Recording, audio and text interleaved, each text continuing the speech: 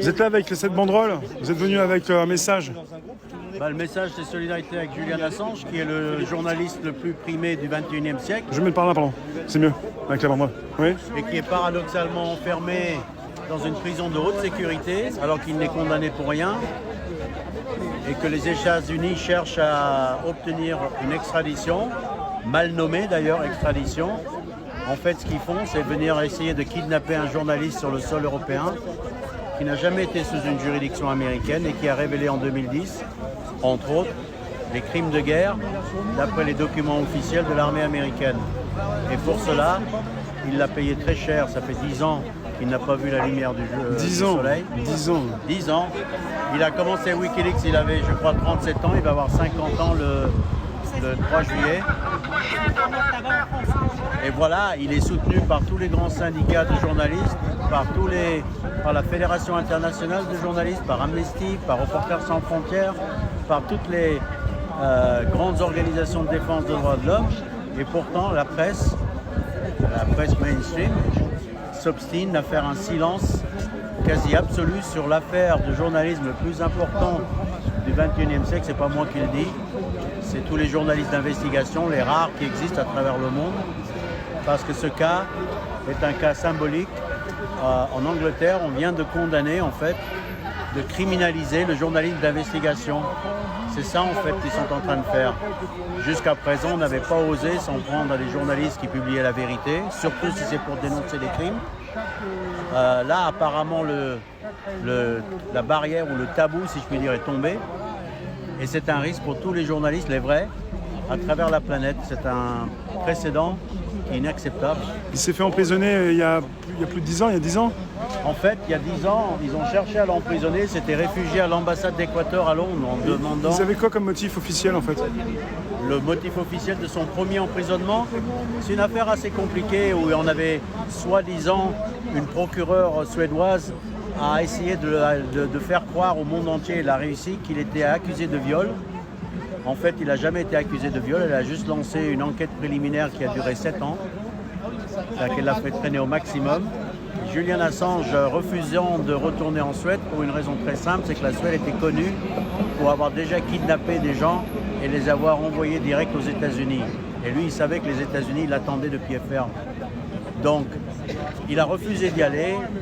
La procureure Marianne a émis un mandat d'arrêt, alors qu'il n'y avait aucune accusation contre lui. C'était quand ça? C'était il y a combien de temps? C'était en 2010. 2010.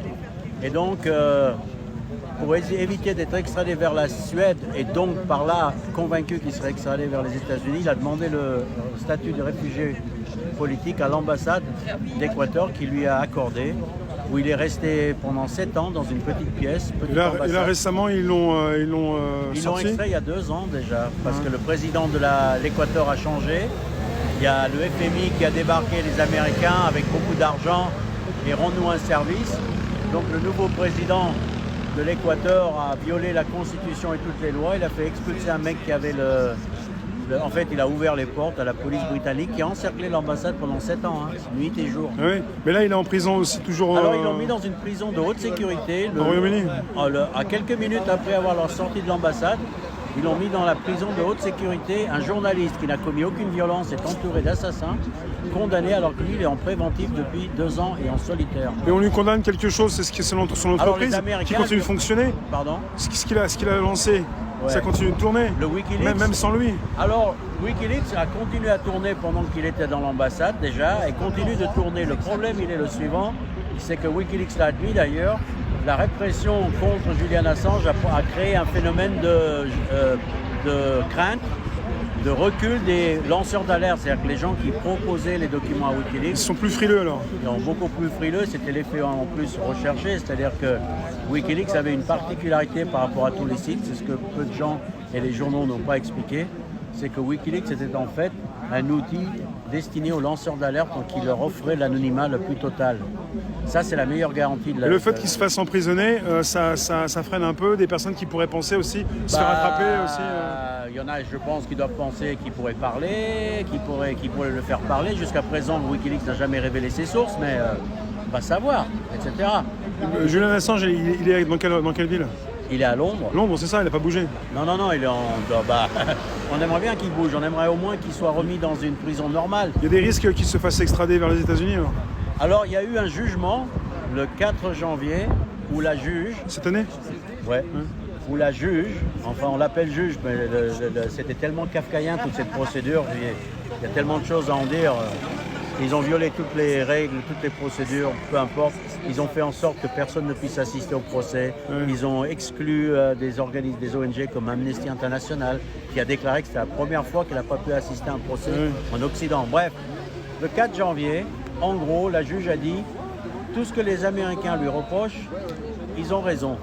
C'est-à-dire Julian Assange est coupable, ça c'est la partie grave, mais n'est pas extradable parce qu'il est tellement malade. Ah, c'est son état de santé qui l'empêche. Autrement dit, si on ne l'avait pas déglingué, on l'aurait volontiers extradé vers les États-Unis. Alors, il y a un appel qui est en cours, là, on ne sait pas trop quand est-ce que ça va se décider. Oui. Mais le problème, il est le suivant, c'est que si Julian Assange n'est pas extradable sur la base de la santé, il n'en demeure pas moins que le jugement a reconnu que son activité, auquel s'identifient tous les journalistes d'investigation, qui sont venus au tribunal dire ce qu'il a fait lui, c'est ce que nous faisons tous les jours. Malgré ça, il a été trouvé coupable, jugé coupable, surtout. Donc c'est un précédent. Coupable de quoi alors? Alors coupable d'espionnage, coupable d'avoir mis des vies en danger. Alors espionnage, le gars, il est accusé d'espionnage. Si lui, il est accusé d'espionnage, il faut accuser le Canard enchaîné d'être des espions. J'ai jamais vu des espions. D'abord, ils ne volent pas les documents. Oui. Ils se le font livrer et ils publient les documents d'intérêt public. On est en train de parler de dénonciation de crimes. Il diffuse sur sa plateforme. Voilà, des crimes de guerre massifs qui étaient planqués. Donc, qu'on vienne lui reprocher d'avoir diffusé des crimes et que ce soit le dénonciateur des crimes qui soit en prison et pas les criminels, c'est quand même un peu fort de café. Apparemment, on vit dans un monde où il suffit que les criminels classifient les preuves de leurs crimes pour qu'ils puissent être au-dessus de la loi. C'est quand même fastoche, je veux dire, c'est un monde qui est vachement bien fait, non? Vachement bien fait. Vous soutenez depuis qu'il est ressorti de l'ambassade? Vous soutenez depuis longtemps? Oui. Assange, je le soutiens l'expérience Wikileaks depuis 2010, l'apparition sur la scène publique. Depuis qu'il est en prison, quoi? Non, il est en prison depuis 2011-2012. Enfin, 2010, enfin ça dépend, il était en résidence surveillée, puis ensuite il a... Vous êtes déjà parti à Londres pour... 3 fois, ouais. C'est courageux tout ça, vous n'êtes pas le seul, il y en a certains qui viennent aussi, qui partent de France pour aller là-bas. Oui, il y avait, c'était les Gilets jaunes qui avaient initié ça d'ailleurs. Les Gilets jaunes, ils l'ont fait, majoritairement. C'est dommage que le mouvement de solidarité pour une question... En fait, la question fondamentale que Julian Assange posait et que Wikileaks posait, c'était quel est notre droit de savoir ou à contrario, dans quelle mesure les pouvoirs politiques ont le droit de mentir et d'agir dans l'ombre. Son idée, c'était que plus le temps... Non, pas son idée, son constat était que plus on avançait dans le temps, et plus nous, citoyens, devenions surveillés, donc transparents, et moins les pouvoirs étaient transparents. Ils allaient jusqu'à créer des guerres. Combien de Français savent que la France est en guerre au Mali, par exemple, tu vois ce que je veux dire? Donc ils agissent de plus en plus dans l'opacité, et ils se protègent entre eux. On savait par exemple qu'ils mentaient sur les États-Unis particulièrement sur ce cas-là, mentaient sur ce qui se passait en Irak. Ils présentaient ça comme une simple opération de police, on allait restaurer la démocratie. Eh bien Wikileaks a prouvé par les documents internes de l'armée elle-même qu'en fait il s'agissait d'une guerre très sale, où il y avait beaucoup de morts civiles et beaucoup de crimes de guerre commis et cachés par la hiérarchie des auteurs de crimes. Et quand on parle de crimes de guerre, ça veut dire quoi? Ça veut dire tirer une balle dans la tête d'une fillette qui ne faisait que mendier des bonbons parce que le soldat en a eu marre ou je sais pas quoi, exaspéré, il sort du blindé et il tire une balle dans la tête. C'est par exemple un viol collectif opéré par des soldats américains et ensuite pour effacer les témoignages, ils ordonnent le bombardement de tout le pâté de maison. Ce sont de véritables crimes de guerre, c'est pas des bavures. Ouais, c'est des décisions. Des décisions qui ont été prises. Tirées sur des secours, par exemple, lorsque l'hélicoptère a tiré sur les civils. Donc, Julian Assange a fait poser la question, il a créé ce site pour les lanceurs d'alerte, et c'est bien ce qui s'est passé. Les lanceurs d'alerte sur cette affaire, mais pendant 10 ans, ils ont soumis des documents en masse sur des dénonciations, des travers, etc. Mais le résultat final, il est que c'est le mec qui a permis cet outil, donc le droit de savoir du public, qui est en tôle. il ne jouit pas des mouvements de liberté de mouvement depuis l'âge de 37 ans, il va bientôt avoir 5 ans. Alors sous différentes formes, résidence surveillée à Londres, enfermé dans une ambassade, là 2 ans dans une prison de haute sécurité où il est malade. Il a un problème des poumons, mais il n'est pas soigné. Sa famille, comment elle réagit Sa famille fait ce qu'elle peut pour essayer de le sortir de là. Son père, par exemple, a été jusqu'à vendre sa maison pour financer ses voyages. Il parcourt le monde entier. Là, actuellement, au moment où je vous parle, il est aux États-Unis pour essayer de rencontrer l'administration Biden pour bouger les choses au niveau politique. Ouais. Pour plaider la cause de son fils. Ouais. Mais il a été de partout.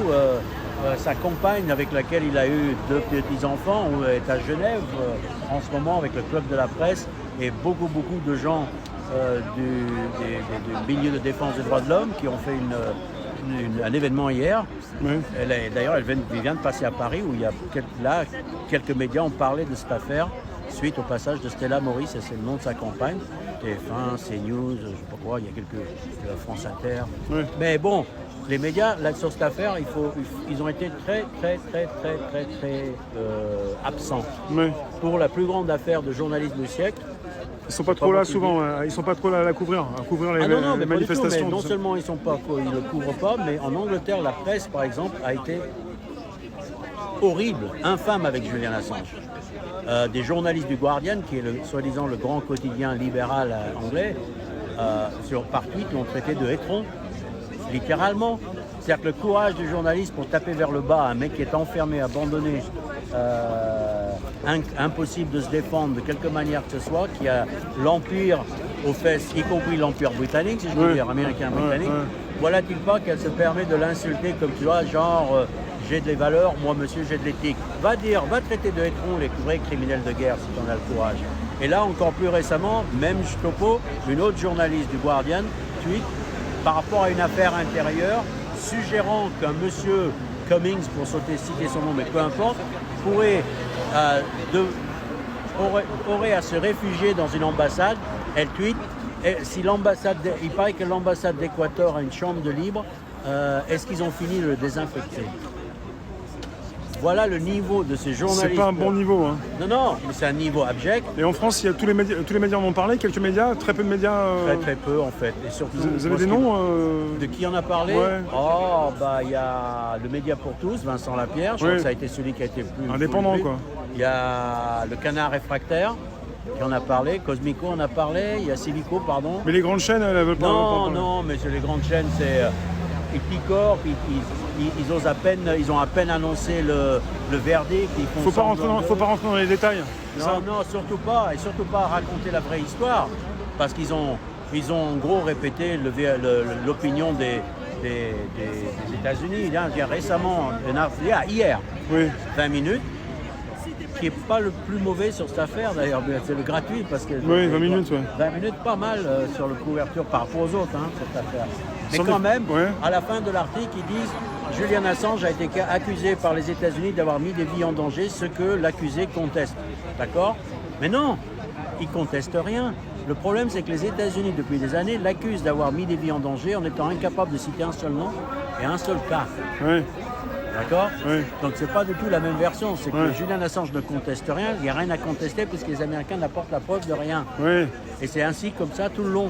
Est-ce qu'il a fait de l'espionnage? Mais comme il a pu faire de l'espionnage, c'est un journaliste, il est protégé par le premier amendement. En fait, si tu réfléchis bien, Julian Assange n'a jamais été sous une juridiction américaine. Il a travaillé en Europe. Le siège de Wikileaks se trouve en Islande. Il était en Angleterre. En fait, ce que font les Américains, c'est une habitude qu'ils ont, c'est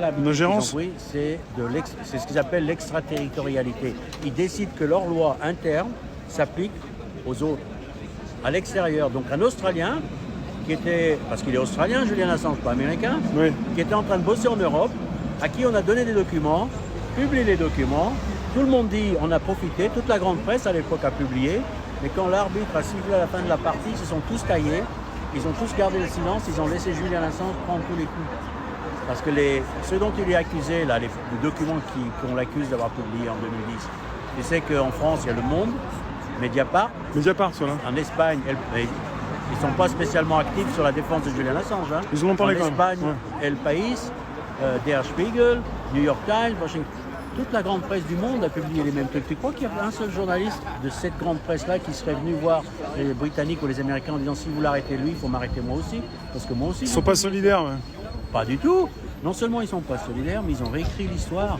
Ils ont fait comme s'ils étaient pour rien dans les publications. Ils ont été jusqu'à accuser Julian Assange d'avoir agi en tant que tête brûlée, en balançant n'importe quoi sur Internet. Alors que nous, on le savait et que ce n'était pas vrai.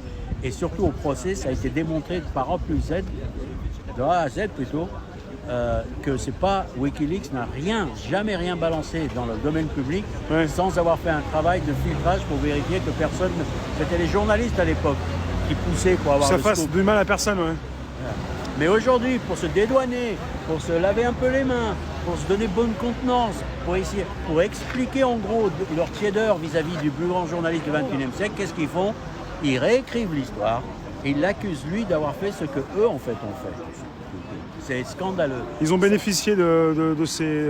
Ils ont fait, ils sont rendus riches. Ils sont servis de ce que lui diffusait et puis après ils se désolidarisent, quoi. Complètement. Et c'était gratuit, ils leur faisaient rien payer. Wikileaks ne faisait pas payer. Wikileaks a pris tous les risques. Wikileaks, il y a eu des morts autour de Wikileaks. C'est pas une affaire simple. Wikileaks se battait contre des criminels de guerre. Hein. Ouais. Les criminels de guerre, c'est pas des enfants de cœur. Ouais. Des enfants de cœur. Hein. Donc, attends, hein, c'est sérieux. Le courage qu'il a montré en sachant qu'il allait en baver, il l'a dit lui-même dans 2010, ils vont me poursuivre jusqu'au bout de la terre. Mais moi, ce qui me fait le plus mal au cœur, c'est pas tellement que des connards comme BFM, etc., ils l'abandonnent. Je dirais à la limite, c'est normal, cette bonne guerre. Ouais. Parce que Wikileaks et Julian Assange, tu sais quoi? Ils font pas le même métier que BFM TV. Ouais, hein. On les appelle des journalistes, mais ils font pas du tout le même métier. Donc rien à... Mais ce qui me fait un peu mal au cœur, c'est que même les médias alternatifs, peu se sont emparés du sujet. Ouais, très peu. C'est que ils ont réussi à jeter une cape de silence autour de cette affaire Julian Assange et d'indifférence, alors que, in fine, qui c'est qui est concerné par cette affaire? Je veux dire, si les États-Unis ou un pouvoir quelconque s'en prend à un journaliste, à ton avis, à quel genre de journaliste vont-ils s'en prendre? À Patrick Cohen? Tu crois que Patrick Cohen, il va traverser un jour les lignes rouges et s'attirer les foudres de l'Empire américain ou d'un autre empire chinois? Oui, je vais savoir. D'accord? Tu crois que c'est Christophe Barbier? Ça concerne l'indépendance surtout. Ça concerne l'indépendance, donc les journaux, les médias indépendants. Déjà. Donc c'est eux. Si quelqu'un va prendre des coups suite à cette affaire Assange, c'est les indépendants. C'est les médias indépendants. Voilà, les prochains. Et ça commence, ils commencent à les censurer. Il y a d'autres journalistes de Wikileaks qui sont dans la ligne de mire. Ils ont déjà prévenu les Américains qui viendront chercher... ils se réservaient le droit de venir chercher les autres, mais pas forcément que de Wikileaks. Hein. Un journaliste n'importe où. Donc il faut... D'abord, est-ce qu'il y aura une volonté politique des régimes en face, des pays gouvernements, de dire aux Américains, mais allez vous faire foutre, votre droit ne s'applique pas ici. Imaginons le cas d'un Français. Un journaliste français, il a des documents, il les publie. Les Américains disent, il faut nous le donner, on va l'accuser d'espionnage. Le plus dingue dans tout ça, c'est que les Américains qui prétendent appliquer leur loi à un étranger, ils décident de n'en appliquer qu'une partie. Parce que si le journaliste Julian Assange est accusé par les Américains d'espionnage, bizarrement, le premier amendement de la Constitution qui protège les journalistes qui publient les documents, comme les Américains qui ont publié les mêmes choses, ils ne peuvent pas attaquer les journaux américains. Ils ont dit, tiens-toi bien, que cet amendement ne s'applique pas à Julian Assange. C'est-à-dire que, en plus, non seulement ils disent notre loi s'applique à l'étranger, mais pas complètement. Donc. Oui, pas complètement. Juste la partie qui l'accuse, pas la partie qui le défend. C'est une instrumentalisation du droit, mais qui est sans vergogne, quoi, qui est même pas à peine simulée.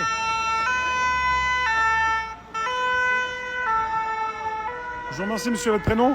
Victor Dedage. Victor, vous êtes dans un collectif, une assoce? Non, je travaille pour le site Le Grand Soir. Le Grand Soir? Ouais, mais depuis 2 ans, je me consacre surtout à l'affaire Assange. Oui. Je vous remercie. Vous êtes en direct, là je suis sur des lives. Ah bon? Décentralisé, c'est en décentralisation, c'est en direct, Réservoir Live. Réservoir Live. Sur des lives. Salut à tous et merci. Merci bien, monsieur.